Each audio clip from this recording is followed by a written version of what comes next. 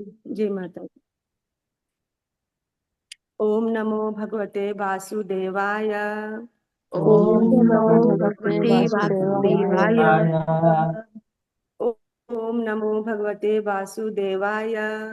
ओम ओम नमो नमो भगवते भगवते वासुदेवाय। वासुदेवाय। ओम नमो भगवते वासुदेवाय।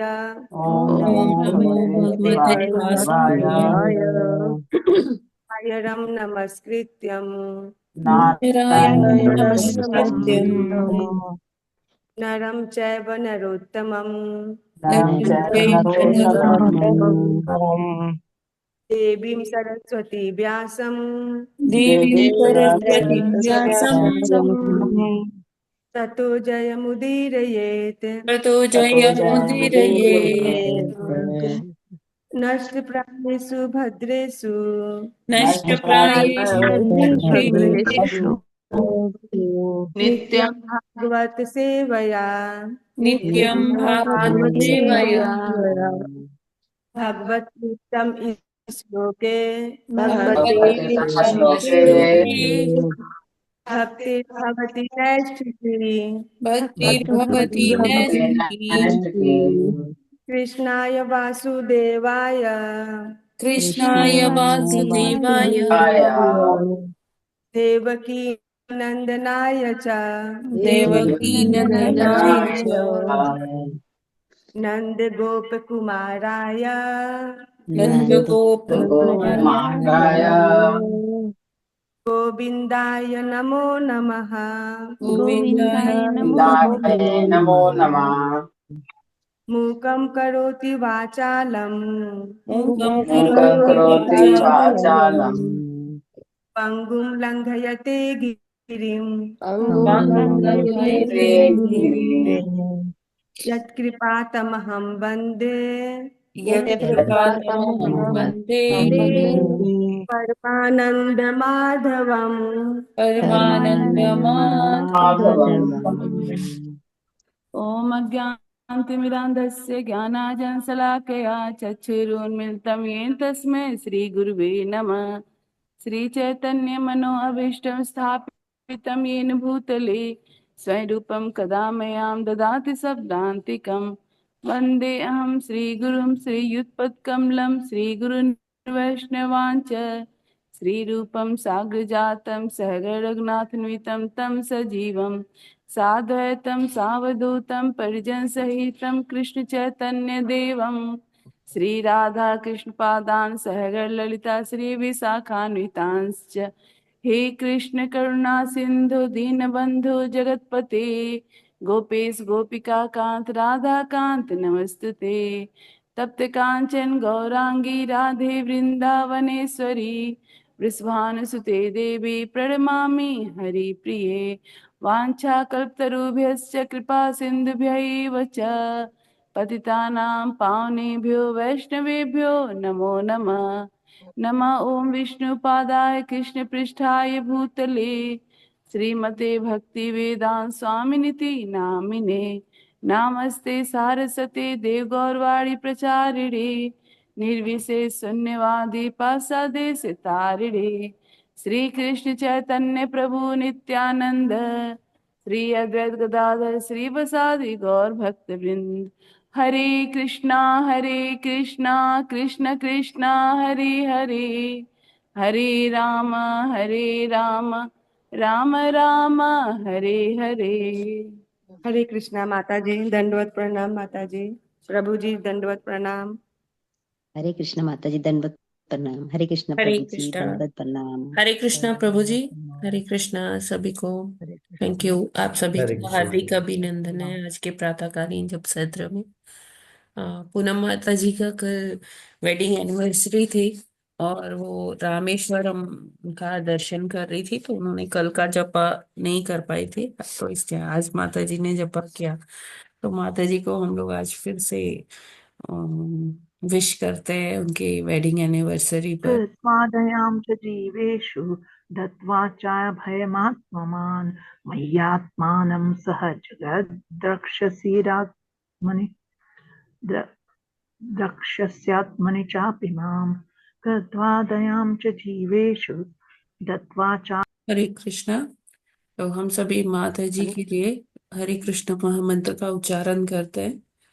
हरे कृष्ण हरे कृष्ण कृष्ण हरे हरे राम हरे कृष्ण राम हरे हरे हरे हरे राम राम राम हरे राम राम हरे राम हरे। राम हरे हरे। हरे कृष्णा माता जी, बहुत बहुत बधाई हो। हरे कृष्णा माता जी। बहुत बहुत बधाई। हरे कृष्णा प्रभु जी। हरे कृष्ण माता जी। हरे कृष्णा प्रभु जी, दंडवत हरे प्रणाम। कृष्ण प्रभु जी। हरे हरे कृष्ण कृष्णा प्रभु प्रभु जी, जी। दंडवत प्रणाम। हरे दंडवत हरे कृष्णा कृष्ण प्रणाम। प्रभु जी, माता जी, दंडवत दंडवत प्रणाम। प्रणाम। हरे कृष्णा। हरे हरे कृष्णा कृष्ण प्रभु जी, प्रभु जी, दंडवत दंडवत प्रणाम। प्रणाम। सभी को बहुत बहुत हरे धन्यवाद। कृष्णा प्रभु जी, हरे कृष्ण माता जी, दंडवत प्रणाम। हरे कृष्ण जी। हरे कृष्णा माता जी। सभी को दंडवत प्रणाम।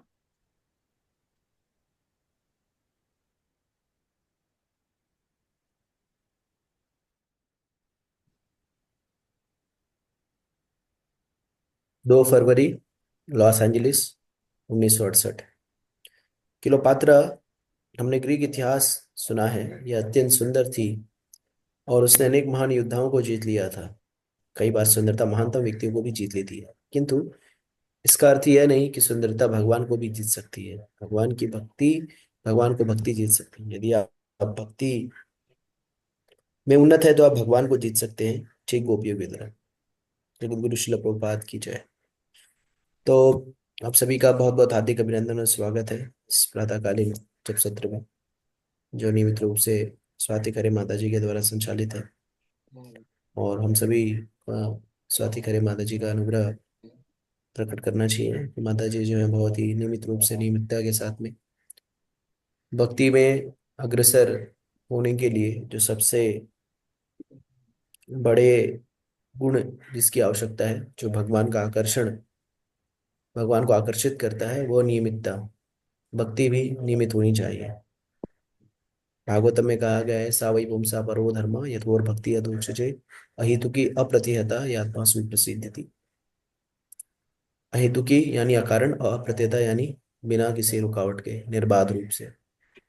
तो माता जी वो निर्बाध रूप से आप सभी लोगों के लिए इस मंच की व्यवस्था करती हैं, इस मंच का संचालन करती हैं और इसको सुचारू रूप से चलाने के लिए गंभीर प्रयास करती हैं। तो हम सभी लोगों को माता जी का अनुग्रह व्यक्त करना चाहिए और हम सभी की आध्यात्मिक उन्नति में माता जी का बहुत बड़ा हाथ है। तो कई सेवाएं ऐसी होती हैं जो लोगों को दिखाई नहीं देती, या लोग उसको कई बार उसकी प्रशंसा नहीं कर पाते, या उस विषय वस्तु को प्रकाशित नहीं हो पाता।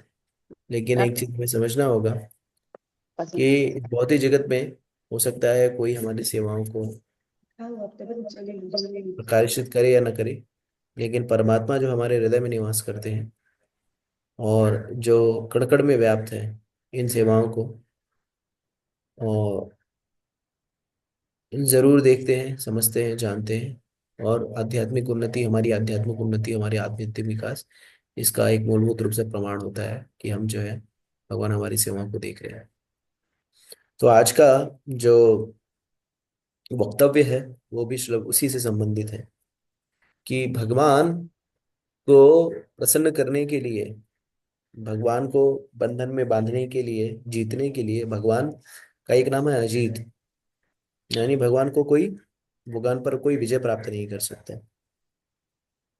तो अजीत को भी जीता जा सकता है, ऐसा नहीं है। अजीत को जीत सकते हैं हम भक्ति के माध्यम से। जैसे शास्त्रों में कहा गया है कि व्यक्ति भगवान को अगर कोई सोचे धन से, कई बार लोग धन से, कई लोग अपने ऑल्टर को या अपने मंदिर को इतना भव्यता से बनाते हैं, उनके घर पे जाइए तो ऐसा लगेगा बहुत भव्य मंदिर बनाया है, और बड़े ही गर्व से बताते हैं हमने ये 50,000 का, 1 लाख का ये मंदिर बनवाया है। और फिर बताएंगे ये वाला सामान जो यहाँ से लाए हैं, ये विदेश से आया है, यहाँ से आया है, वहां से आया है। और बहुत सुंदर तरीके से सजाते भी हैं, उसमें नाना प्रकार की नक्काशियां कराते हैं, नाना प्रकार से अ, विद्युत की व्यवस्था कराते हैं, चमक चमक भी होती है, और बताते भी है कि हमने बहुत भोग लगाते हैं इन्हें। लेकिन संभवतः चूंकि कहीं ना कहीं अहंकार का पुट होता है, भगवान वहां पर कभी भी उपस्थित नहीं होते। कि जहां पर अहंकार है, भगवान वहां पर उपस्थित नहीं होते। भगवान को आप अगर अधिक धन और सुंदर व्यवस्था करके अगर आप सोचते हैं कि आपने उनको जीत लिया, तो संभव नहीं है। अगर ऐसा ही होता तो जब कुरुक्षेत्र के युद्ध के पहले दुर्योधन ने बहुत सुंदर तरीके से भव्य आयोजन किया था, नाना प्रकार के व्यंजन की व्यवस्था की थी, सुर सुरा सुंदरी सभी की व्यवस्था की थी। और जो लोग आते थे, क्योंकि महाभारत का युद्ध जब हुआ था तो विश्व के सभी राज्यों के या सभी राष्ट्रों के राजा महाराजा क्षत्रिय वहां पर उपस्थित हुए थे। तो बहुत सारे ऐसे क्षत्रिय थे जो ये निर्णय नहीं ले पाते थे कि किसके यहाँ पर किसके पक्ष से युद्ध करें।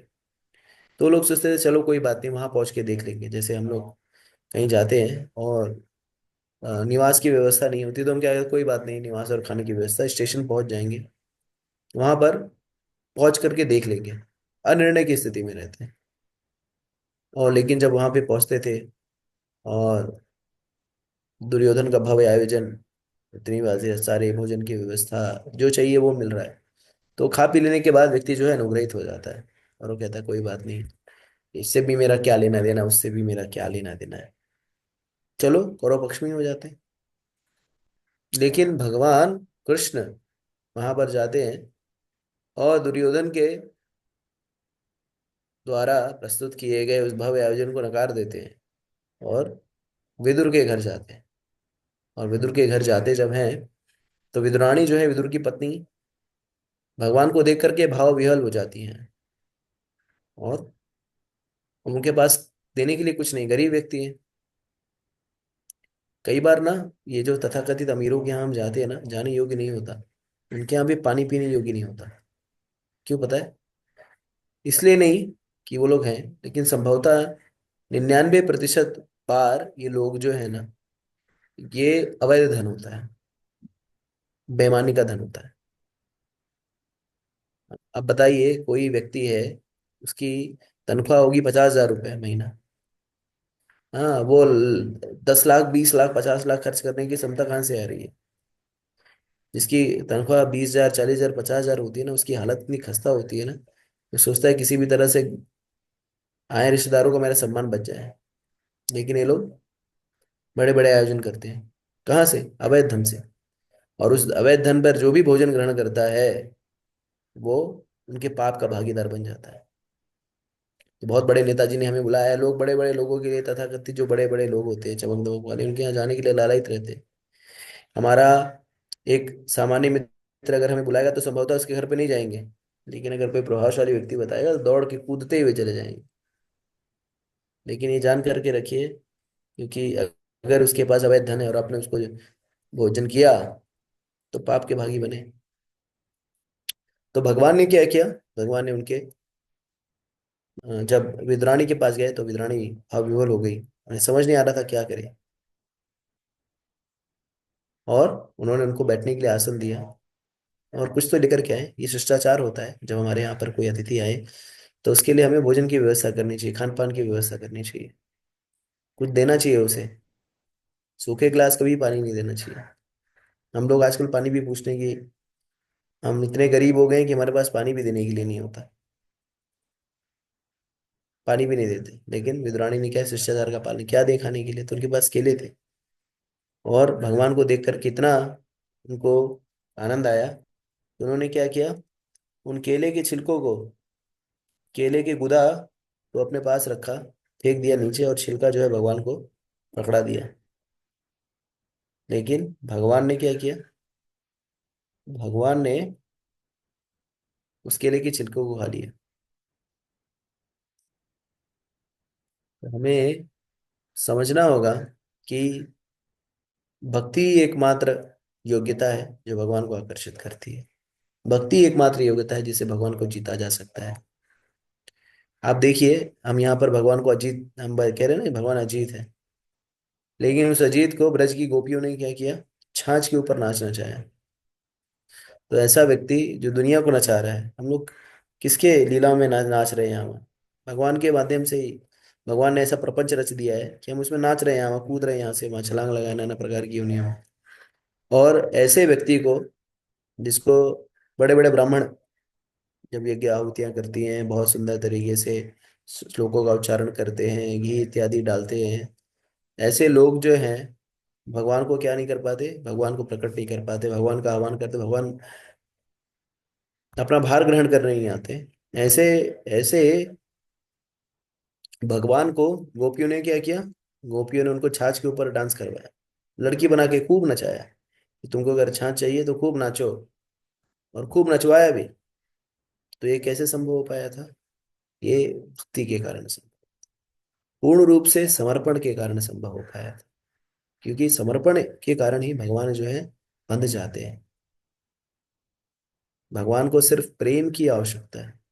ये गोपियां कोई पढ़ी लिखी बहुत पीएचडी और अमेरिका से डिग्री लेकर के आई, या ऑस्ट्रेलिया से डिग्री लेकर के आई, या बहुत ही लोग ने सहना जूसन लगा रखा था, या क्या कहते हैं बहुत सारा इन्होंने रूप श्रृंगार कर रखा था, नहीं, गांव की भोली भाली स्त्रियां थी जो दैनंदिनी कार्यों में लगती थी।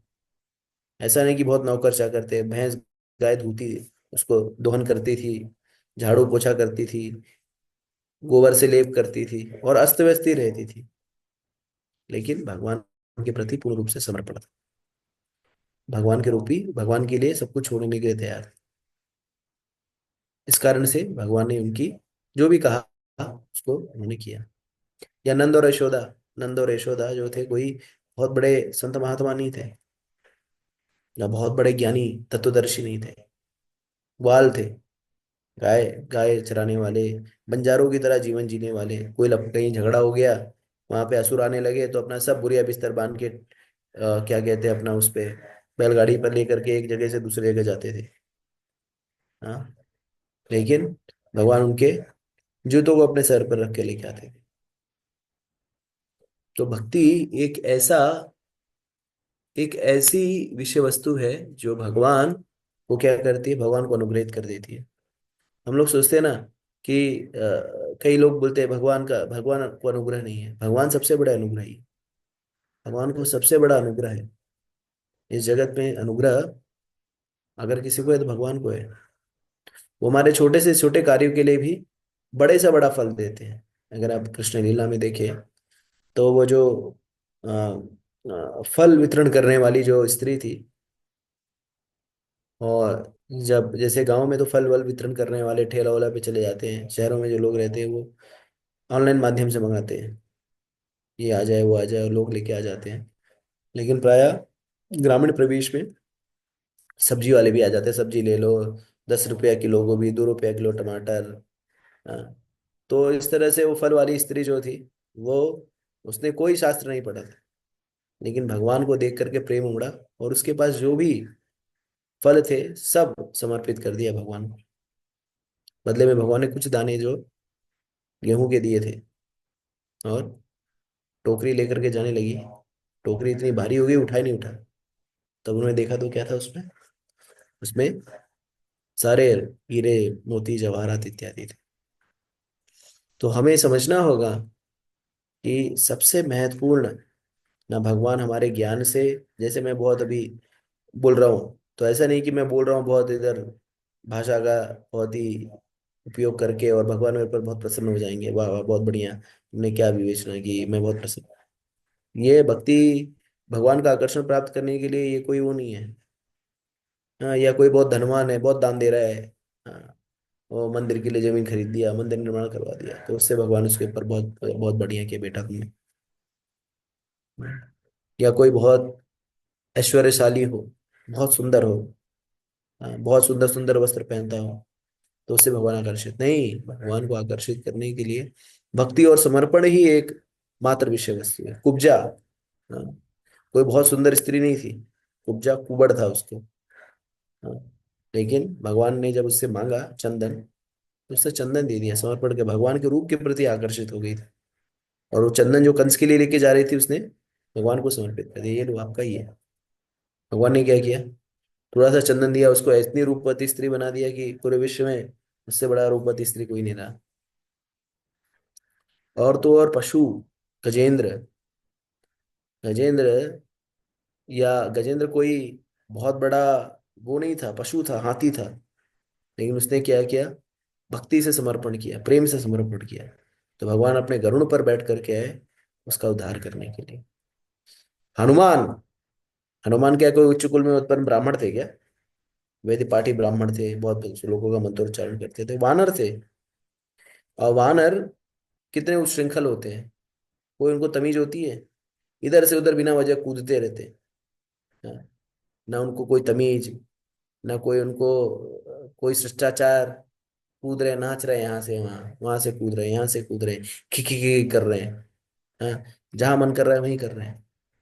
लेकिन भगवान के प्रति समर्पण, भगवान के प्रति भक्ति, और भक्ति से भगवान जो है उनके अनुग्रहित हो गए। तो हमें समझना होगा कि भक्ति जो है वो भगवान को कुछ भी करने पर, भगवान को से कुछ भी करवाने में सक्षम है। भगवान गीता में कहते हैं ना, ये था माम प्रपद्यन्ते ताम से भजाम्यहम् हम। तो जो जिस भाव से मेरे को समर्पण करता है या मेरी भक्ति में लगता है, उसी भाव से, उसी के अनुरूप मैं उसके साथ आदान प्रदान करता हूँ। तो हमें अपने जीवन में भगवान को केंद्र में लाना होगा। अभी हमारे जीवन में भगवान कहाँ पे है? केंद्र में नहीं है, कोने कोने में है। हम अपने घर में देख सकते हैं कि भगवान हमारे केंद्र में कहाँ पे है।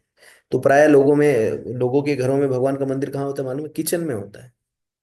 किचन में ऊपर दीवार में छोटे से टंगे हुए रहते हैं। हाँ, नहीं तो साइड में कहीं कोने में कहीं उधर उनको चिपका दिया जाता है। और हॉल में क्या रहता है? हॉल में सारे जीवन की भोग विलास की विषय वस्तु रहती है। टीवी रहेगा, हॉल डाइनिंग टेबल रहेगा। हाँ, और सारा जब भोग विलास का वस्तु जो है वो हॉल में रहेगा। तो हॉल में लाने की किसकी व्यवस्था है? भगवान को लाने की व्यवस्था है, क्योंकि स्वामी कौन है? भगवान है। तो आप जिस वरीयता पे भगवान को रखेंगे, उसी वरीयता पे आप भी भगवान के जीवन में रहेंगे। ये यथा माम प्रपद्यन्ते धाम से भजाम्यहम्। तो जो भगवान को प्राथमिकता देगा, जो भगवान को अपने जीवन में प्राथमिक रखेगा, जो अपने जीवन में भगवान को केंद्र में रखेगा, भगवान भी उसके जीवन के केंद्र में है। और जो उनको माध्यमिक स्तर पर रखेगा, वो भी भगवान के जीवन में माध्यमिक स्तर पर है। तो भगवान, देखिए, हमें ये सारा आयोजन जो है, चाहे वो प्रातःकालीन जप सत्र का हो, शास्त्र अध्ययन का हो, हाँ, या पुस्तक अध्ययन का हो, या अर्चा विग्रह सेवन पूजन इत्यादि की जो भी व्यवस्था है, इन व्यवस्थाओं का मूलभूत उद्देश्य यही है कि कृष्ण हमारे जीवन के केंद्र में है, कृष्ण पर हमारी अटूट श्रद्धा हो।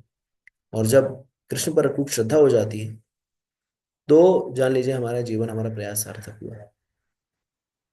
बालक प्रहलाद को क्या था? बालक प्रहलाद, 5 साल का बालक प्रहलाद जो था, उसे भगवान की वाणी पर पूर्ण रूप से श्रद्धा थी, उसे शास्त्रों पर पूर्ण रूप से विश्वास था, और वो पूर्ण रूप से कृष्ण पर समर्पित था।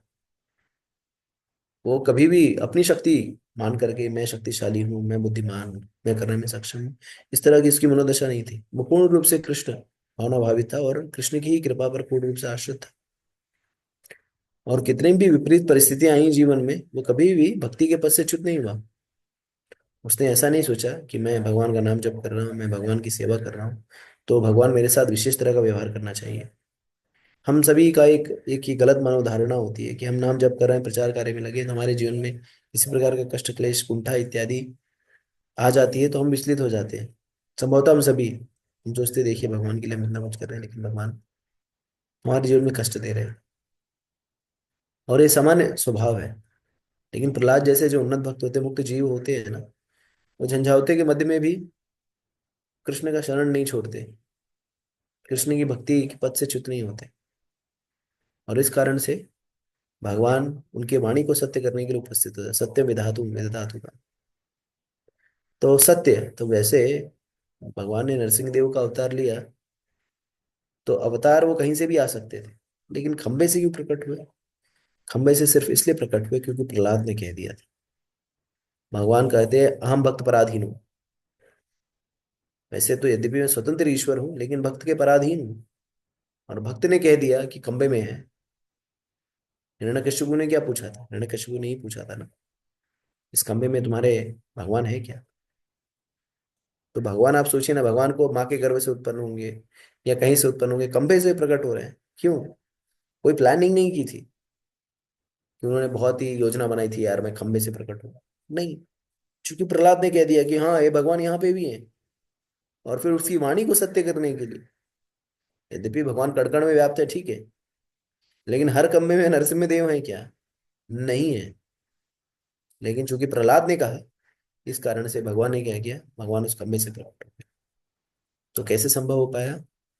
ये समर्पण और भक्ति के माध्यम से। तो हमें समर्पण और भक्ति का अर्थ क्या है? कि कृष्णा जो भी कर रहे हैं मेरे जीवन में वो सही है, और मैं किसी भी हालत में, किसी भी स्थिति परिस्थिति में मैं कृष्ण की भक्ति को नहीं त्यागूंगा, नहीं त्यागूंगी, और सदैव कृष्ण की सेवा में लगा रहूंगा, लगी रहूंगा। और जब ये भाव हम लेंगे, जब ये भाव हमारा रहेगा, तो भगवान हमें सदैव संरक्षण देंगे। जिससे भागवतम में, भगवद गीता में भगवान कहते हैं ना, अनन्यास चिंतयन्तो माम ये जना पर्युपासते तेषाम नित्यभियुक्तानाम योगक्षेमाम्यहम्। तो अनन्य भाव से जब हम भक्ति करते हैं भगवान का, अनन्य भाव से भगवान की सेवा में लगते हैं, तो भगवान क्या करते हैं, जो कुछ हमारे पास होता है उसका संरक्षण करते हैं, और जो कुछ नहीं होता उसको पहुंचाते हैं। तो हमें ये भी नहीं समझना चाहिए कि भगवान हमारे क्या है, ऑर्डर कैरियर, हमारे नौकर की तरह पहुंचाएंगे। नहीं, अनुग्रह के भाव से पहुंचाएंगे। हमें, हम अपने जीवन में देखें तो छोटी सी कोई चीज करते हैं, कोई हमें छोटा सा सहयोग कर देता है, तो उसके प्रति हमारा अनुग्रह हो जाता है। लेकिन भगवान क्या, भगवान भी तो मनुष्य, भगवान भी भावना है ना। भगवान को जड़ पदार्थ थोड़ी है। अरे आप सोचो कि एक सामान्य व्यक्ति हमें थोड़ा अनुग्रह व्यक्त करता है तो हम थकते नहीं, धन्यवाद कहते थकते नहीं, अकुताते, अरे बहुत धन्यवाद, बहुत बहुत कृपा, बहुत बहुत ही। भगवान तो एक भक्त वत्सल है। भगवान सारे करुणा के आगार है, और इस कारण से भगवान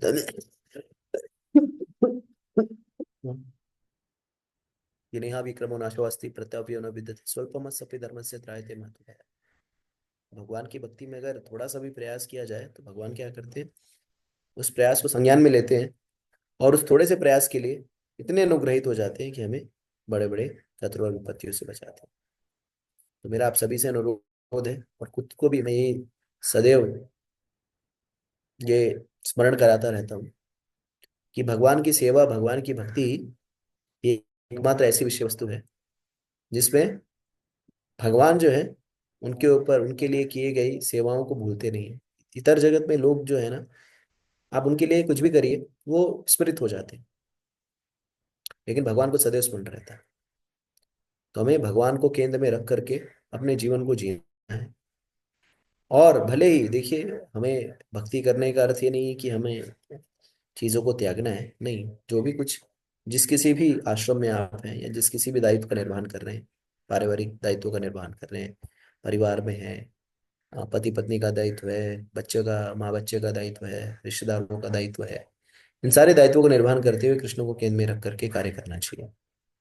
आपने जो किया, हो सकता है उसे किसी को स्मरण ना हो, आपने जो कर रहे हैं वो उस पर किसी कोई अनुग्रह न व्यक्त करे, लेकिन उसके लिए हमें विचलित होने की आवश्यकता नहीं है। हमें अपने नियत कार्य को कृष्ण को केंद्र में रखकर करते रहना है, और जब हम करते रहेंगे तो भगवान जो है उसका संज्ञान लेंगे, और हमारा जीवन जो है वो सफल हो जाएगा। ठीक है। जी प्रभु जी।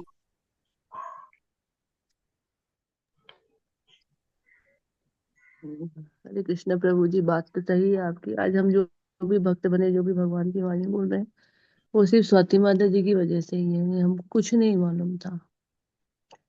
हम भले क्लास ले ना ले, स्वाति माता जी क्लास एकदम टाइम से होती है। हरे जी जी। कभी कृष्णा कभी कभी माता जिस जी, दिन माता, क्लास नहीं हरे होती है। कृष्ण। हाँ माता जी। माता जी, इसमें हम्म। ये सेवा है, और आप सबकी कृपा से ये सेवा हो पा रही है। नहीं माता जी, आपका त्याग है तो हम यहाँ है। यदि आप भी हमारे जैसे होती तो हम यहाँ होते ही नहीं। ये आपका त्याग है, हमसे पहले आप होती हो हरे कृष्णा। किसी भी चीज में। हाँ माता जी, हरे कृष्णा, सभी को धन्यवाद प्रणाम। प्रभु जी, हम लोग तो कुछ जानते भी नहीं थे, कुछ कुछ भी नहीं जानते थे, कुछ नहीं। नहीं। सब स्वाति माता जी की वजह से जो भी है वो हरे है। कृष्णा हम्म। माता जी, माता जी। अ, प्रभु जी, हरे कृष्णा। जिस माता जी। भागवतम का तृतीय स्कंद का, अ, और ये 21वें अध्याय का 31वां श्लोक करना है। इन्हें की सकते हैं, ठीक है। पढ़िए, इसे एक ही जन पढ़िए, फिर बाकी इस पे हम करेंगे। जी। माता जी, प्रभु जी कौन पढ़ना चाहते हैं? हरे कृष्णा, पढ़ो माता जी। पढ़िए। हरे कृष्णा। कृत्वा द्यां च जीवेषु दत्वा चाभ्ययतुं वान् मयात्मानं सह जगद्रक्ष्यस्यात्मानि चापि माम। हरे कृष्णा। आगे भी पढ़ लूं माता जी? हाँ जी, हाँ जी, पढ़ लीजिए। शब्दार्थ अनुवाद और तात्पर्य। श्री प्रभुपाद जी द्वारा। श्री प्रभुपाद जी की जय। शब्दार्थ। कृत्वा प्रदर्शित करके, द्याम दया, च तथा, जीवेशु जीवों के प्रति, दत्वा दे करके, च तथा, अभ्याम सुरक्षा का आश्वासन, आत्मवान आत्म साक्षात्कार, मई मुझ में, आत्मनम अपने आप को, सह जगत ब्रह्मांड सहित, द्रक्ष्यसि देखोगे, आत्मनि अपने में, च तथा, अपि भी, माम मुझको। अनुवाद। मस्त जीवों पर दया करते हुए तुम आत्म साक्षात्कार प्राप्त कर सकोगे। फिर सबको अभेदन देकर अपने सहित संपूर्ण जगत को मुझ में और मुझको अपने में स्थित देखोगे। तात्पर्य। यहाँ पर प्रत्येक जीवात्मा के लिए आत्म साक्षात्कार की सरल विधि का वर्णन हुआ है। जिस प्रथम नियम को समझ लेना होगा वह ये है कि ये जगत भगवान की इच्छा का फल है। परमेश्वर से इस जगत की आत्मीयता है, किंतु निर्विशेषवादी इस तदात्मा को गलत ढंग से ग्रहण करते हैं। इनका कहना है कि परम सत्य परमेश्वर अपने को ब्रह्मांड में रूपांतरित करके अपनी पृथक सत्ता को खो देता है। इस प्रकार वे जगत को तथा इसकी प्रत्येक वस्तु को भगवान मानते हैं। ये सर्वेश्वरवाद है। इसमें प्रत्येक वस्तु को भगवान माना जाता है। ये निर्विशेषवादियों का मत है। किंतु जो भगवान के निजी भक्त हैं वे प्रत्येक वस्तु को भगवान की संपत्ति मानते हैं। हम जो भी देखते हैं वह भगवान का प्राकट्य है। अतः प्रत्येक वस्तु भगवान की सेवा में अर्पित की जानी चाहिए। यही तात्पर्य है। सगुणवादियों तथा निर्गुणवादियों का यही अंतर है कि निर्गुणवादी भगवान की पृथक सत्ता को स्वीकार नहीं करते, किंतु सगुणवादी इसे स्वीकार करते हैं। वे जानते हैं कि भगवान अनेक प्रकार से विभक्त होने पर भी अपनी पृथक सत्ता रखता है। इसका वर्णन भगवत गीता में हुआ है। मैं संपूर्ण जगत में निराकार रूप में फैला हुआ हूँ। प्रत्येक वस्तु मुझ पर आधारित है, किंतु मैं उसमें उपस्थित नहीं हूँ। सूर्य तथा सूर्य प्रकाश का दृष्टांत अतीव सुंदर है। सूर्य अपने प्रकाश से ब्रह्मांड भर में फैला हुआ है और सभी लोग सूर्य प्रकाश पर निर्भर हैं, किंतु सभी लोग सूर्य लोक से भिन्न हैं।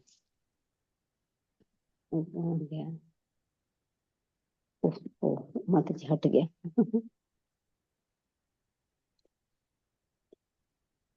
भिन्न है। कोई ये नहीं कह सकता क्योंकि लोग सूर्य प्रकाश पर निर्भर हैं, अतः वे भी सूर्य हैं। इस प्रकार निर्विशेषवादियों या सर्वेश्वरवादियों का ये मत कि प्रत्येक वस्तु ईश्वर है बुद्धिमत्तापूर्ण नहीं है। जैसा कि भगवान ने स्वयं कहा है कि वास्तविक स्थिति ये है कि यद्यपि भगवान के बिना किसी भी वस्तु का अस्तित्व नहीं हो सकता, किंतु ये तथ्य नहीं है कि प्रत्येक वस्तु भगवान है। वे प्रत्येक वस्तु से पृथक हैं। अतः ये भी भगवान कहते हैं, तुम इस संसार में प्रत्येक वस्तु को मुझसे अभिन्न देखोगे। इसका अर्थ ये हुआ कि प्रत्येक वस्तु को भगवान की शक्ति का फल मानना चाहिए। अतः प्रत्येक वस्तु को भगवान की सेवा में लगाना चाहिए। बार बार उड़ जा रहा है। लगाना चाहिए। मनुष्य को चाहिए कि अपनी शक्ति का उपयोग अपने हित के लिए करे।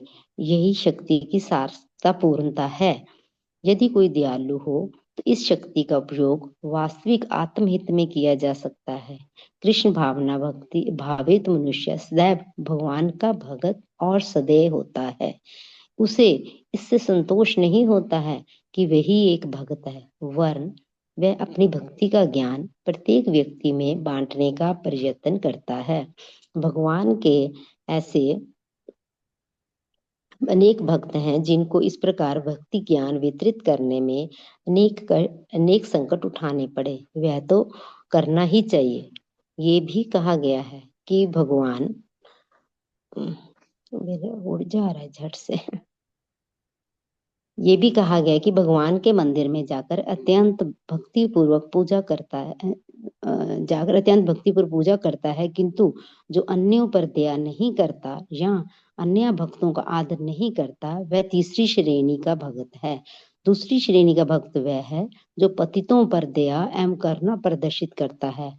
वह अपने को भगवान का शाश्वत दास समझता है। फलतः वह भक्तों से मित्रता स्थापित करता है, जन सामान्य को भक्ति का उपदेश देता है और अभक्तों का साथ नहीं करता।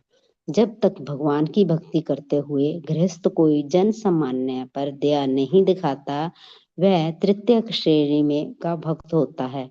प्रथम श्रेणी का भक्त समस्त जीवों को आश्वासन देता रहता है कि इस भौतिक संसार में कोई भय नहीं है।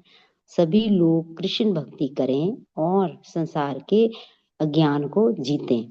यहाँ ये इंगित है कि भगवान ने कदर्म मुनि को आदेशित किया कि वे अपने गृहस्थ जीवन में दयालु तथा उदार रहें और विरक्त होने पर लोगों को आश्वस्त करते रहें।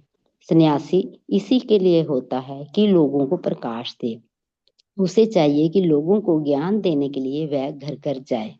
गृहस्थ माया के वशीभूत होकर गृहस्थी के कार्यों में निमग्न हो जाता है। श्री कृष्ण के साथ अपने संबंध को भूल जाता है। यदि वह बिल्लियों और कुत्तों की तरह विस्मृति में ही मर जाता है तो उसका जीवन नष्ट हो जाता है। अतः ये सन्यासी का कर्तव्य है कि वह जा कर विस्मृत जीवों को भगवान के साथ उनके संबंधों को बताए और उन्हें भक्ति में लगाए। भक्तों को पतितात्माओं पर दया दिखानी चाहिए और उन्हें निर्भय रहने का आश्वासन देना चाहिए।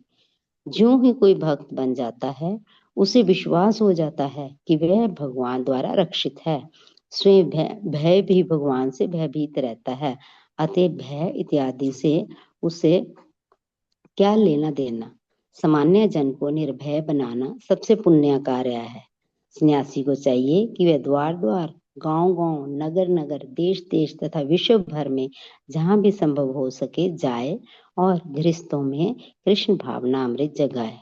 जो गृहस्थ रहकर सन्यासी से दीक्षा लेता है उसका भी परम कर्तव्य हो जाता है कि वह अपने स्थान पर कृष्ण भावना अमृत का प्रसार करे और जहां तक संभव हो अपने मित्रों तथा पड़ोसियों को अपने घर बुलाए और कृष्ण चेतना का पाठ पढ़ाए। पाठ पढ़ाने का अर्थ है श्री कृष्ण के पवित्र नाम का कीर्तन तथा भगवत गीता या श्रीमद् भागवत का उपदेश। कृष्ण भावनामृत के प्रसार हेतु विपुल साहित्य है और प्रत्येक गृहस्थ का धर्म है कि वह अपने सन्यासी गुरु से श्री कृष्ण के संबंध में जाने और भगवान की सेवा के हेतु श्रम विभाजन होता है। गृहस्थ का कार्य है कि वह धन अर्जित करे, क्योंकि सन्यासी से धन उपार्जन की आशा नहीं की जा सकती। वह तो गृहस्थ पर पूर्णतः आश्रित होता है। गृहस्थ को चाहिए कि व्यापार या किसी धंधे से धन कमाए और अपनी आय का कम से कम 50% कृष्ण भावना अमृत के प्रसार में व्यय करे। शेष में से 25% अपने परिवार पर खर्च और शेष 25% को विपत्ति के लिए बचा रखे। यह आदर्श रूप गोस्वामी ने प्रस्तुत किया, जिसका अनुसरण सभी भक्तों को करना चाहिए। वस्तुत परमेश्वर से तादात्म्य का अर्थ है भगवान की रुचि, हित के साथ तादात्म्य। तादात्म्य का अर्थ भगवान के समान महान होना कदापि नहीं है। ये असंभव है। अंश कभी भी संपूर्ण के तुल्य नहीं हो सकता।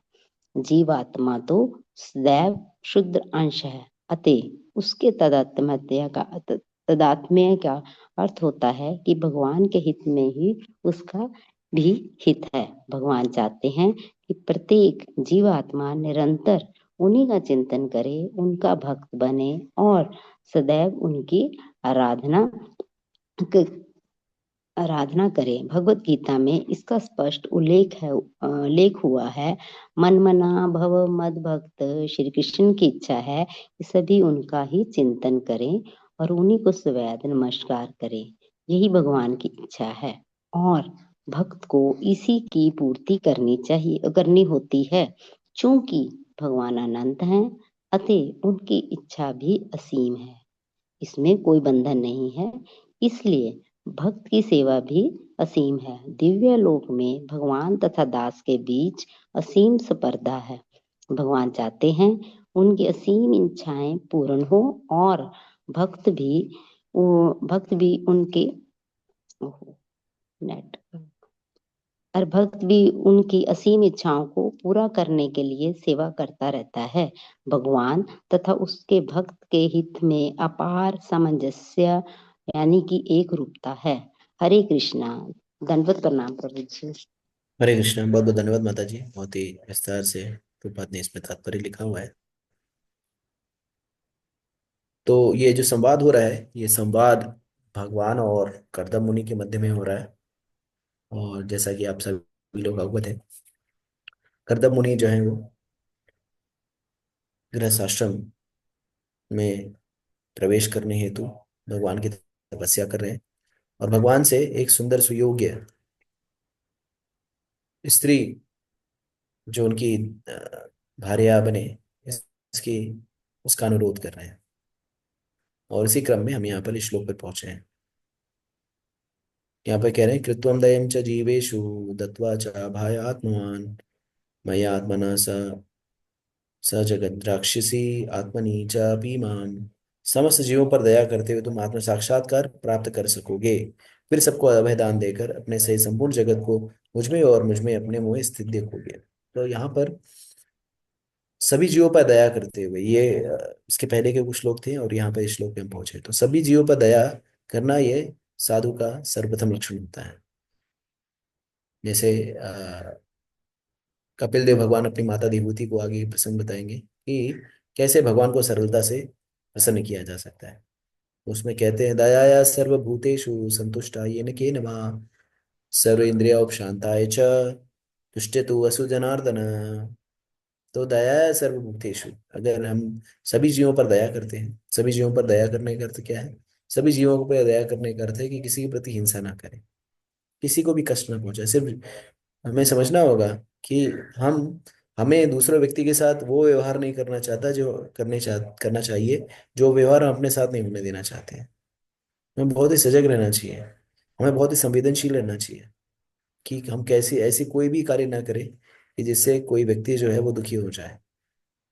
अगर हम किसी को दुखी कर रहे हैं तो भगवान हमसे प्रसन्न नहीं होंगे। और हमें समझना होगा, कई बार संबंधों में हम साथ में ही आस पड़ोस में ही रहते हैं, हाँ, बगल में ही रहते हैं, भक्त ही हैं, अब आप आस पास में रह रहे हैं, लेकिन उनसे कोई बातचीत नहीं होती, उनसे कोई आदान प्रदान नहीं होता। हमें एक चीज स्मरण रखना चाहिए कि हमारा जीवन ना बहुत छोटा है, और जीवन छोटा साथ साथ ये जीवन अनिश्चित भी है, कभी भी कुछ भी घटित हो सकता है। तो कभी भी अपने हृदय में मैल मत रखिए, किसी के प्रति दुर्भाव मत रखिए। हो सकता है किसी भक्त से आपकी किसी बात को लेकर के अनबन हो गई है, तो इसको चिरकाल तक मत रखिए।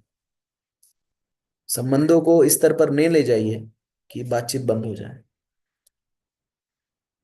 हमें लोगों को क्षमा करने आना चाहिए। जीवन में जब व्यक्ति क्षमा करना सीख जाता है ना, तो जान लीजिए उसके जीवन में सदैव आनंद रहता है। हम लोग कुंठित इसलिए हैं कि हम क्षमा करना नहीं जानते, और क्षमा करना वो आभूषण है जो अगर हम जीवन में अंगीकार कर लें तो आनंद का आगार खोल सकते हैं। और जब हम क्षमा करते हैं तो खुद को क्षमा करते हैं, वास्तविकता में दूसरों को नहीं। तो हमें क्षमा करने की वृत्ति को जीवन में लाना होगा, और यही प्रयास करना है कि जीवन में कम से कम जटिलताएं, कम से कम हमारे किसी से दुश्मनी हो, कम से कम हमें किसी से जो है बैर हो। तो दया सर्वभूतेषु संतुष्टा येन केन वा, यानी हम अपने जीवन में जो हमारे पास होता है उसको लेकर के हम उत्साहित नहीं होते, जो नहीं होता है उसकी कामना को लेकर के हम व्यथित होते हैं। तो हमें समझना होगा कि भगवान की कृपा से हमें जो भी प्राप्त है वो पर्याप्त है, ये मूल मंत्र जो है हमें जीवन में लाना होगा। जिस किसी भी स्थिति परिस्थिति में भगवान ने रखा है वो मैं उसके ही योग्य हूँ। और एक चीज जान लीजिए, हम लोग भले ही बहुत सारी चीजों के लिए व्यथित हों, रोए गाएं, लेकिन हम में से ऐसा कोई भी नहीं है जो आधारभूत रूप से अपनी दैनिक आवश्यकताओं से विमुख है। हम सभी लोग को दैनिक रूप से भोजन मिल रहा है, वस्त्र मिल रहे हैं, सोने की व्यवस्था हो रही है। और हाँ, हम लोग यहाँ पर मोबाइल 20-20, 25-25 हजार, 50-50, 1-1 लाख रुपए का मोबाइल और उसके साथ इंटरनेट होने होने वो है, वो भी है हमारे पास। सब कुछ होने के बावजूद भी हमारे जीवन में क्या रहता है? जीवन में हर चीज के लिए, किसी ना किसी चीज के लिए हम व्यथित रहते हैं, ये प्राप्त हो जाए, वो प्राप्त हो जाए। तो ज्यादा अधिक परिश्रम करने की आवश्यकता नहीं है, और जो चीज नहीं है उसके लिए व्यथित ना हो। उचित समय पर अगर हमें मिलना होगा तो मिल जाएगा। अपना प्रयास, ऐसा नहीं, हमें प्रयास करना है चीजों को प्राप्त करने, अनिष्ट प्रयास नहीं करना है, उग्र प्रयास नहीं करना है, क्योंकि अधिक प्रयास करने से आपको मिल जाए ऐसा भी नहीं। तो भगवान की कृपा के लिए हमें क्या करना है? सिर्फ प्रतीक्षा करनी है। तो भगवान की इच्छा होगी तो हमें पर्याप्त हो जाएगा, और जो हमारे पास है वही हमारे लिए पर्याप्त है।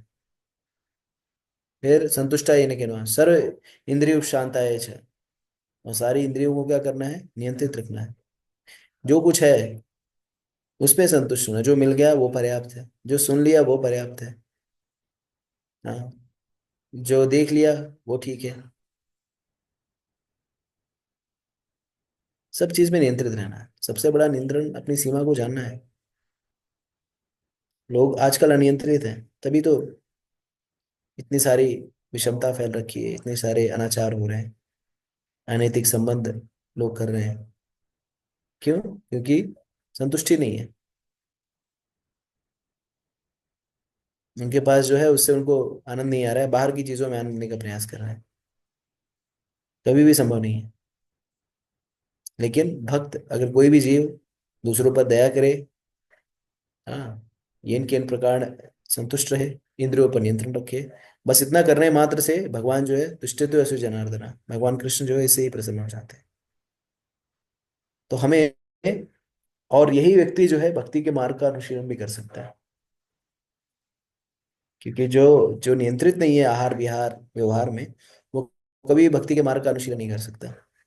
वो आध्यात्मिक उन्नति के प्रयास में कभी भी सफल नहीं हो सकता। तो जिसको भी आध्यात्मिक उन्नति करनी है, उनको बहुत ही सावधान होकर के और समर्पण के भाव से चीजों को जीवन में देखिए। जीवन में सारी चीजों को उसके परिप्रेक्ष्य में देखने की आवश्यकता है। हर व्यक्ति का जीवन, हर व्यक्ति का कर्म, हर व्यक्ति का आहार व्यवहार, ये सारी चीजें अलग अलग हैं। और अगर मान लीजिए आप बहुत अच्छे, आपको लगता है, सबको ये लगता है वो सबसे अच्छे हैं, जैसे कहते नहीं, लगती है भाई सबको भली अपनी अकल और बीवी और की, श्रीमान जी प्यारी श्रीमती जी। तो लगती है भाई सबको भली, सब लोग, हम लोग यही कहते हैं, मैं किसी का बुरा नहीं करता, मैंने किसी का दिल नहीं दुखाया, मैंने ये नहीं किया, वो नहीं किया। दुष्ट से दुष्ट व्यक्ति भी रहेगा, वो भी ऐसी बातें करे। हाँ, तो हमको सबको ही लगता है कि मैं सबसे अच्छा हूँ, लेकिन जो हमने कर्म किए हैं वो हम ही जानते हैं। हमने एक मुखौटा और आवरण लगा रखा है जो लोगों को दिखाई नहीं देता। हमने कितने लोगों का दिल दुखाया है, कितने लोगों को कष्ट पहुंचाया है, कितने लोगों के प्रति अपराध किया है, उसकी गणना करने के लिए अगर हम पुस्तक लिखें तो पुस्तक कम पड़ जाएगी। और फिर भी हम ये क्लेम करते रहते हैं, ये हम प्रचारित प्रसारित करते रहते हैं कि मैं सबसे सही व्यक्ति हूँ। तो हम सबसे बच सकते हैं, अपने कर्मफलों से नहीं बच सकते। तो कुछ कर्म जो है हमें दिखाई दे पड़ते हैं कि मैंने ये गलत काम किया, और कुछ कर्म हमें दिखाई नहीं पड़ते, ना समझ आते, लेकिन उसका तो फल हमें, दंड तो भोगना ही पड़ेगा। तो हमें ये समझना होगा कि हम, किसी के जीवन में मान लीजिए वो बहुत गर्हित कार्य कर रहा है, आनंद आनंद का उपभोग कर रहा है, तो उसके कर्म है, उसने पूर्व काल में जो संचित पुण्य फल किया था उसका भोग कर रहा है, इसका अर्थ है वो बच जाएगा? ऐसा नहीं है, ऐसा नहीं है। कानून के हाथ बहुत लंबे हैं। और जैसे एक बछड़ा जो है हजारों गायों में अपनी माँ को ढूंढ लेता है, वैसे कर्मफल जो है हजारों लोगों में से कर्मफल जो है व्यक्ति को ढूंढ लेता है। आप देखिए, चार लोग एक साथ चल रहे हैं, और मान लीजिए एक छत गिर गई, तो चार में से तीन बच गए, एक मारा गया। एक ही क्यों मारा गया? क्योंकि कर्म ने उसको ढूंढ लिया। तो हम सभी लोगों को समझना होगा कि हमें संतुष्ट रहना है, हमें भगवत कृपा पर आश्रित रहना है और सभी के प्रति संभाव रखना है। किसी से ईर्ष्या नहीं करनी है, किसी से द्वेष नहीं करना है, सभी को भगवान का अंश मान करके कार्य करना है। अगर कोई हमारे साथ दुर्व्यवहार कर भी जा रहा है तो उसको क्षमा कर देना है। और जब ऐसी स्थिति में हम रहेंगे, हमें, जैसे भगवद गीता में कहते हैं ना, दैवी संपदा क्या है, मान अपमान, यश पराजय, जय विजय, इन सब से व्यक्ति जो है ऊपर जब उठ जाता है, और ये तब उठ पाता है जब व्यक्ति सबको एक जीवात्मा के स्तर पर दिखता है। भगवद गीता में भगवान कहते हैं, विद्या विनय संपन्ने ब्राह्मणे का वस्तनि सुनी चैव स पाके च पंडिता समदर्शिना। तो व्यक्ति जब समदर्शी के स्तर पर हो जाता है, समदर्शी हो जाता है, सभी को एक भाव से, सभी के अंदर जीवात्मा को देखता है, तो कभी किसी से ईर्ष्या नहीं करता। और जब हम उस समदर्शी पद को प्राप्त कर लेंगे, तो ये समदर्शी पद जो है हमें कृष्ण के प्रति आकर्षण बढ़ाने में सबसे लाभप्रद होगा। और जब व्यक्ति समदर्शी हो जाता है, ज्ञान के स्तर पर आ जाता है, तब वो भगवान और अपने संबंध को जानते हुए भगवान की भक्ति में लगता है, नाम जप करता है, हरे कृष्णा कृष्णा कृष्णा हरे हरे, हरे राम राम राम हरे हरे। इस तरह से भगवत पद को प्राप्त होकर के वो आध्यात्मिक जगत को प्राप्त होता है। हरे कृष्णा। तो किसी का कोई प्रश्न है, जिज्ञासा है तो पूछ सकते हैं, अथवा हम 7 बजने वाले हैं, यहीं पे सत्र को समाप्त कर सकते हैं।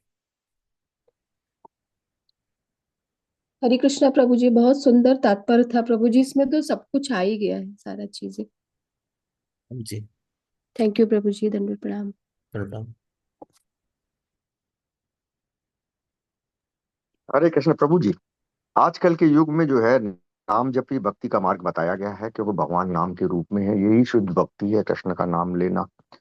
परंतु इन शास्त्रों में आया है कि करदम मुनि ने जो है सिद्धि के द्वारा भक्ति में आए और उन्होंने भगवत प्राप्ति की, भगवत दर्शन किए, बाद में भक्ति में लगकर प्राप्त किया। ये तो करदम मुनि रहे। परंतु दशरथ ने जो है गृहस्थ कार्यों को करते हुए और सुचारू रूप से करते हुए और कर्तव्यों को निभाने के देते हुए, राज ऋषि रहते हुए भगवत भक्ति की, तो उनको भी भगवत प्राप्ति हुई और 12 महाजनों में बचे।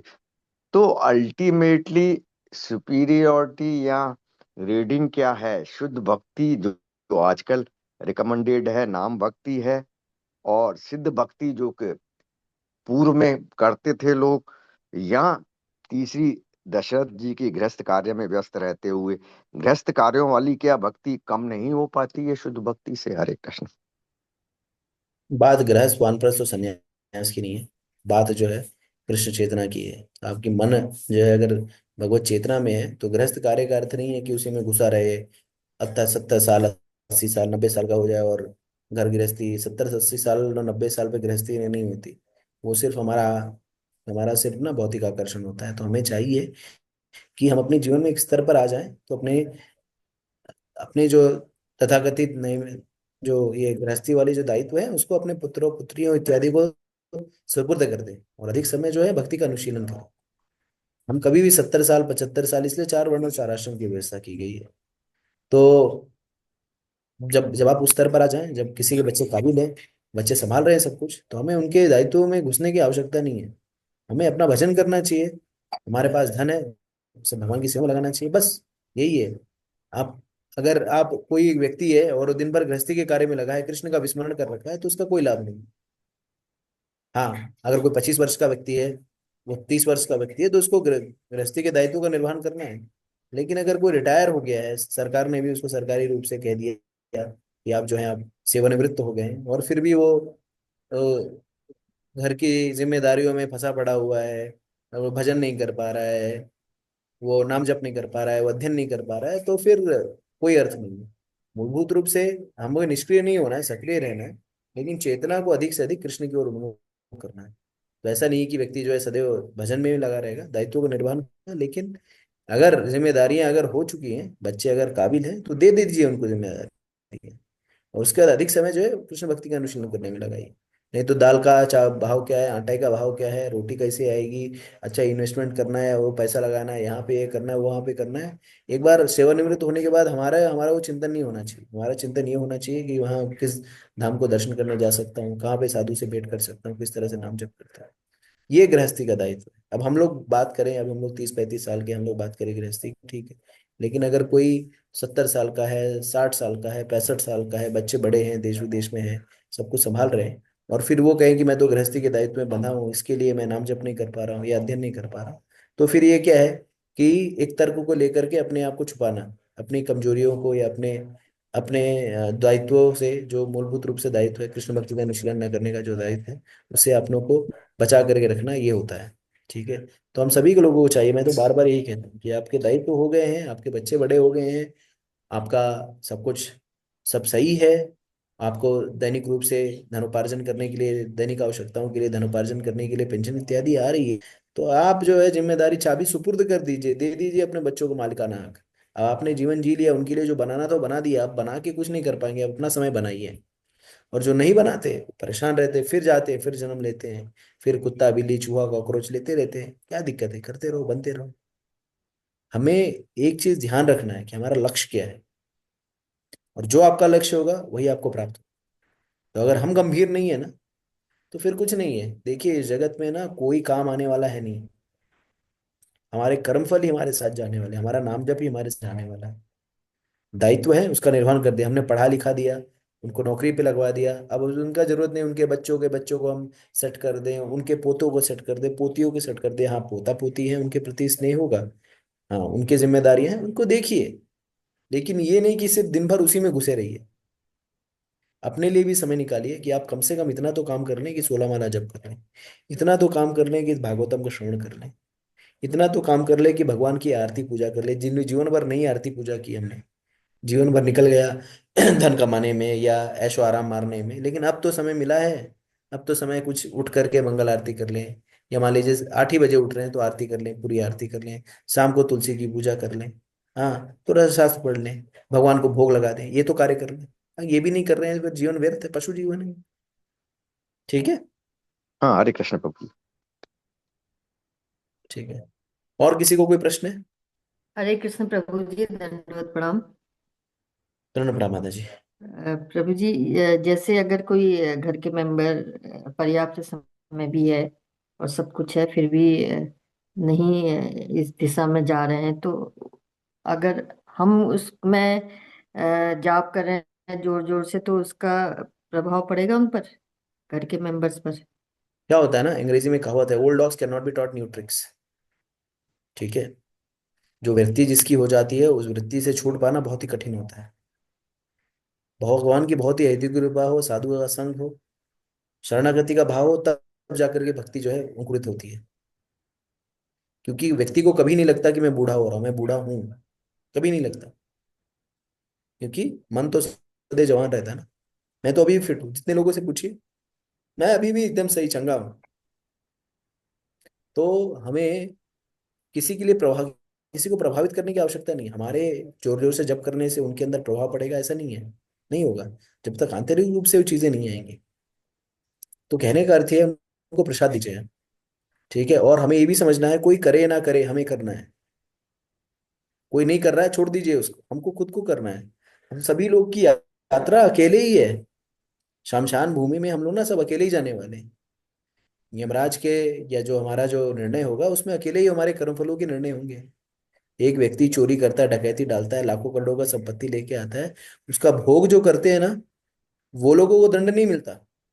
मान लीजिए मैं जाऊं और खूब डकैती मार के ले आऊं पैसा, और मेरे घर वाले खूब अय्याशी मारेंगे, गाड़ी ले लेंगे, सब कुछ लेंगे, घर बैलेंस बैंक बैलेंस बना लेंगे, लेकिन जब पुलिस आएगी तो उन लोग को नहीं पीटेगी, 4 डंडा मारो इन लोग को, ये लोग ने जो है अय्याशी की, उस धन का जो उपभोग किया, मेरे को ही मारेंगे। तो इसी तरह से हमें समझना होगा कि हम सभी लोग अपनी अपनी यात्रा के लिए स्वयं जिम्मेदार है। हमें गंभीर बनना पड़ेगा। और लोग जो हमारे आस पड़ोस में लोग हैं, उनके प्रति हमारी करुणा होती है, लगाव होता है, अच्छी बात है, होना चाहिए। लेकिन हम उनकी वृत्ति को नहीं बदल सकते ना, क्योंकि भगवान के साथ उनका अलग से संबंध है। तो हम क्या कर सकते हैं, उनके लिए प्रार्थना कर सकते हैं और प्रसाद दे सकते हैं उनके हृदय को कोमल करने के लिए। हो सकता है आज नहीं तो 10 जन्मों के बाद कभी ना कभी भक्ति का बीज जो है अंकुरित होगा और उनको लाभ प्राप्त होगा। ठीक है, तो जी हमें दूसरों के लिए जी पुरोहित नहीं होना है। ठीक है, स्पष्ट। और जी जी प्रभु जी, और जैसे सेवा घर में भी काफी सेवा रहती है। जैसे अपने घर के मंदिर की साफ सफाई, उनका भोग लगाना, ये करना, आरती करना। तो ये जो बाहर की सेवा है, जैसे जैसे इस्कॉन में, जैसे कभी गौशाला सेवा के लिए बुलाते हैं, कभी वो तो वो उसमें कितना वो है उसका। मैं समझ गया आपका प्रश्न है कि मैं अगर घर पे पूजा आरती कर रही हूँ और फिर गौशाला में नहीं जाके सेवा नहीं कर रही हूँ तो क्या वो सेवा मान्य नहीं होगी? देखिए, भगवान को अगर घर पे भोग लगा रहे हैं, घर पे ठाकुर जी को खिला रहे हैं, घर पे उनके मंदिर का साफ कर रहे हैं, उनको आरती कर रहे हैं, तो ऐसा नहीं कि आप यहाँ पे आरती दिखाएंगे तो इस दुकान में जो भगवान है उनको आरती नहीं पहुंचेगी, या यहाँ पे जो हम भोग लगाएंगे तो भगवान को भोग नहीं लगेगा। ठीक है, तो उसमें कोई अंतर नहीं है, आप सारी सेवा यहीं करिए, आपको मंदिर जाने की आवश्यकता नहीं है। बशर्ते बशर्ते हम मंदिर क्यों जाते हैं? मंदिर इसलिए जाते हैं कि वहाँ पे भक्तों का संग मिलता है। मंदिर हम इसलिए जाते हैं कि वहाँ पे भक्ति में हमें प्रोत्साहन मिलता है। जैसे हम एकांत रूप में भक्ति नहीं है, अगर कोई कोई कोई पेड़ हो और उस पेड़ को जल ना नियमित रूप से मिले तो, या पौधा हो कोई नियमित रूप से पौधा में को जल ना मिले तो सूख जाएगा। तो हम लोग मंदिर इसलिए जाते हैं, प्रभुपाद जी इसलिए संस्तुति करते हैं कि हमें हफ्ते में एक बार मंदिर जाना चाहिए। इसलिए नहीं कि उनको इस्कॉन मंदिर में भीड़ बढ़ानी है, इसलिए संस्तुति करते हैं श्रील प्रभुपाद जी, जिससे कि हम सभी लोग जो है वो नियमित रूप से भक्तों को देखें, उनके सानिध्य में आए। कुछ होगा कृपा, उनके संग में आने से हमें भक्ति में क्या मिलेगी? ऊर्जा मिलेगी, और उससे हम एक हफ्ते भक्ति कर पाएंगे गंभीरता से, इसलिए जाना होता है। बाकी कोई दिक्कत नहीं है, आप घर में जो कर रहे हैं भगवान को मिल रहा है। लेकिन क्या होता है कि जब हम भक्तों के संग में नहीं आते ना, तुम्हारी भक्ति शिथिल पड़ जाती है।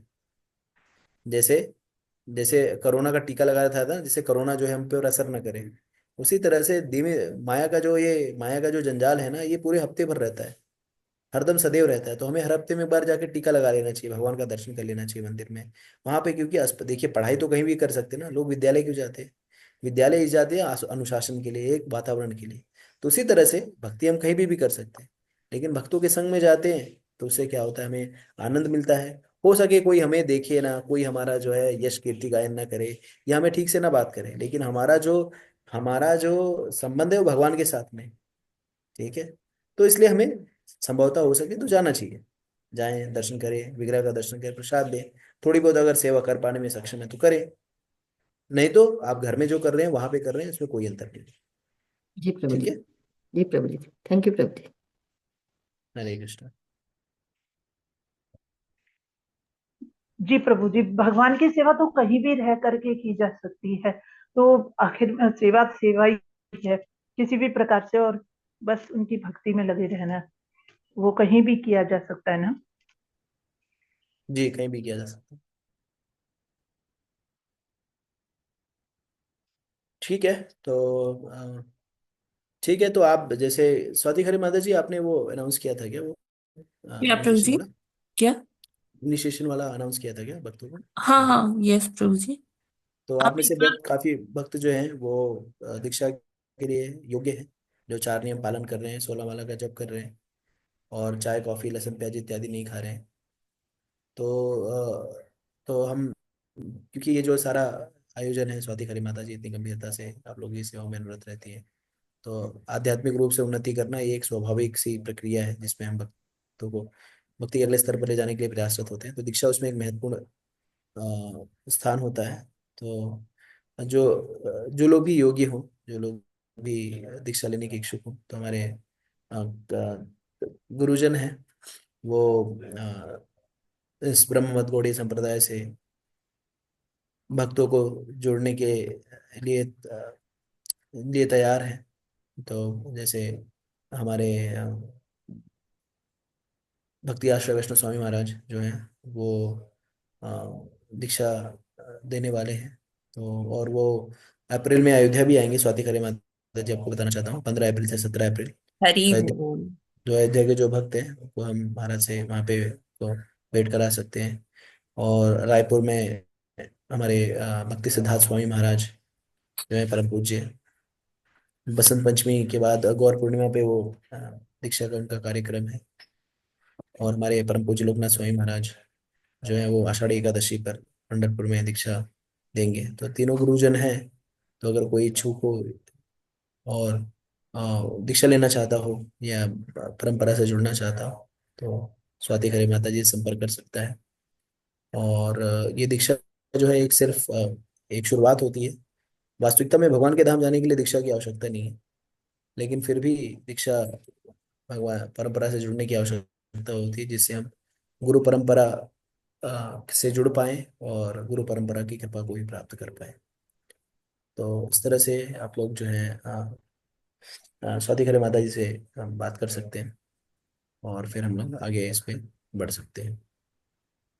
और आप सभी का बहुत बहुत धन्यवाद, आप सभी लोगों ने जिन्होंने सहयोग किया। और पूनम माता जी का शादी का सालगिरह भी है, तो उनको भी हार्दिक हार्दिक अभिनंदन, उनको भी हार्दिक हार्दिक हरे उनका स्वागत है। भगवान उनको कृष्ण मति दे, शक्ति दे, भक्ति दे, प्रभु। और वो जहाँ कहीं भी रहें भगवान की सेवा में सदैव अनुरत रहें और जिससे भगवत प्राप्ति कर पाए।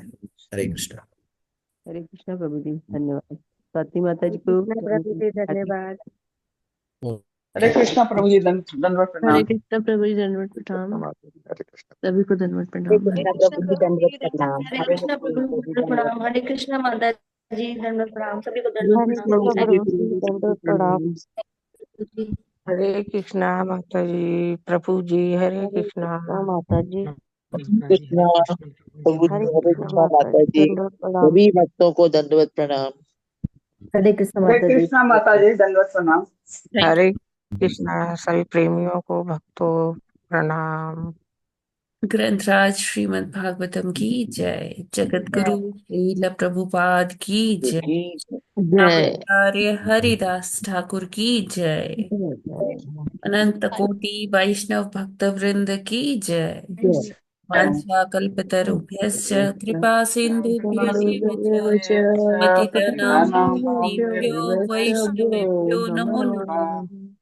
हरे कृष्णा। हरे स्वाति माता जी, बसंत पंचमी कब मनाएंगे, आज या कल? कल वैष्णव कैलेंडर में माता जी कल है, ठीक है, थैंक यू माता जी। लेकिन आज हरे हम अपने जो ऑनलाइन वाले बच्चों का जो स्कूल चलता है उसमें हम आज ही सेलिब्रेट कर रहे हैं। जी। हरे कृष्ण माता जी, मुझे एक सवाल पूछना था, पूछ लूं? हाँ, प्रभु जी तो चले गए हैं, माता जी बताइए। मैं पूछ रही थी लेकिन प्रभु जी तब तक लेफ्ट हो गए। कल एक लोगों ने मेरे से सवाल किया था कि जो ये शंकराचार्य के जो चारों ये सब जो गुरु होते हैं, ये भगवान क्यों लगाते हैं? क्या क्या निक क्यों लटकाते हैं? मतलब ये जो जो शंकराचार्य लोग हैं, जो मतलब मठाधीश हाँ हाँ हैं, हाँ, चारों मठों के। जी। हाँ, तो ये नाम के आगे भगवान क्यों लगाते हैं, जबकि भगवान तो सिर्फ परम पिता परमेश्वर है। तो ये अपने नाम के आगे क्यों लगाते हैं? उन्होंने मेरे से सवाल किया ये। क्या तो लगाते हैं माता जी, मुझे समझ में नहीं आ रहा है। भगवान कह रही हैं, शायद भगवान शब्द क्यों लगाते हाँ, भगवान कह रहे, भगवान। भगवान क्यों लगाते हैं? भगवान, हाँ। माता जी अब देखिए, मायावादी मतलब हम उन पे टिप्पणी नहीं कर सकते माता जी, अभी ये रहने दीजिए। उनको देखिए, हम अपना क्या करते हैं हम उस पर नियंत्रण कर सकते हैं। कोई क्या हाँ, कर रहा है हम उसको नियंत्रित नहीं कर सकते माता जी। या तो मैं सबकी अपनी आइडियोलॉजी होती है, अपनी फिलॉसफी होती है ना। तो उनसे सिर्फ यही एक बात है कि मायावादी जो मतलब विचारधारा है, उसमें वो ये मानते हैं कि जब भगवान मतलब व्यक्ति जो पूरी तरीके से जब ब्रह्म प्राप्ति कर लेता, अहम ब्रह्मास्मि, मतलब कि अंदर ब्रह्मा है, मतलब परम ब्रह्म है, जी जी। और अगर परम अवस्था प्राप्त हो जाती है तो वो खुद भगवान बन सकता है। हाँ तो बिल्कुल मतलब बिल्कुल। यस के माता अंदर जी, वही सभी के वही वाली फिलॉसफी है। आप बहुत अच्छे से जानते माया हैं माता जी। तो आपको इसमें क्या कमेंट करें, क्या टिप्पणी करें? भगवान चारों पर भगवान लगाते हैं अपने नाम के आगे। हाँ लगाते हैं, वो भगवान अभी भी मुक्तेश्वरानंद महाराज जी इस तरह से करके मतलब वो लगाते हैं। तो मैंने उनसे यही कहा, क्योंकि उनकी फिलॉसफी यही है कि हर व्यक्ति भगवान बन सकता है, देखिए, और अहम एक चीज ब्रह्मास्मि। मैंने नोट की है कि वो स्वयं को नहीं कहते हैं, हाँ, लेकिन जो उनके अनुयायी हैं वो उनको इस तरह से संबोधित करते हैं, राइट माता जी। हरे कृष्णा नीता माता जी, जी है ना। तो कृष्णा। देखिए, एक अगर हम गुरु शिष्य का संबंध देखें ना, तो शिष्य कह सकता है अपने गुरु को, क्योंकि जो गुरु है वो भगवान के ही प्रतिनिधि है ना माता जी। तो शिष्य का बहुत गहरा संबंध होता है अपने गुरु से, है ना। तो वो भगवान से, वो आता है ना, गुरु गोविंद दो खड़े काके लागू पाए, बलिहारी गुरु आपने गोविंद दियो बताए। तो मतलब शिष्य को गुरु से जितनी अटैचमेंट है ना, वो उतनी भगवान से अभी उसकी है नहीं। ये गुरु ही है जो सेतु के रूप में कार्य करते हैं। तो शिष्य गुरु को भगवान तुल्य ही देखता है। जो उनका आज्ञा होती है, जो उनका निर्देशन होता है, उसको भगवत तुल्य ही मानता है माता जी। तो ऐसा नहीं है कि वो लोग अपने को भगवान कह रहे हैं। हाँ, लेकिन उनके शिष्य जो है, उनकी ऐसी भावना रहती है, वो उनको ऐसे एड्रेस करते हैं। वही चीज हमारे यहाँ, हमारे संप्रदाय में अगर देखें, इसीलिए हर व्यक्ति का जो दीक्षित नेम होता है, तो उसमें दास या देवी दासी लगा होता है ना। तो कि हमें हमेशा ये स्मरण रहे कि हम भगवान नहीं बन सकते, हम उनके नित्य दास ही हैं। राइट माता जी। हरे कृष्णा नीता माता जी, आपकी आवाज नहीं आ रही है मुझे। हरे कृष्णा माता जी, हरे कृष्णा। हाँ, है ना, ठीक है ना माता जी। हाँ माता जी, जी समझ गए माता जी, हरे कृष्णा। जी, ठीक है, तो हम लोग आज यहीं पर विराम करते हैं सभी को। हरे कृष्ण माता जी। हरे कृष्ण माता जी, मेरे को एडजस्ट कर लीजिए उसमें हाँ श्योर फरवरी के माता जी। जब। एक्चुअली ये 28 दिनों का ही है ना, 2 दिन कम हो गए। तो दो किसी साथ में दो मैं, लोग साथ। हाँ हाँ, साथ में कर दूंगी। तो आप लोग कर लीजिएगा, है ना। सुप्रिया माता जी का है और आपका भी है। जी जी। माता जी मेरा भी किसी के साथ कर दीजिएगा, मैं भी, ओके है ना, मैं ओके भी यदि ओके। मैं नहीं आ पाई तो वही अकेला कंटिन्यू कर ले, हाँ कोई नो ठीक प्रॉब्लम, मुझे ठीक। कोई प्रॉब्लम नहीं होगी। हाँ, ओके ओके ओके। ठीक है। ठीक है माता जी। ठीक है माता जी, जी माता जी, हरे कृष्णा। हरे हरे कृष्ण। कृष्ण हरे हाँ, कृष्णा माता जी, धन्यवाद, प्रणाम। सभी को हरे कृष्णा, दंडवत हरे प्रणाम। कृष्णा माता जी, सादर प्रणाम।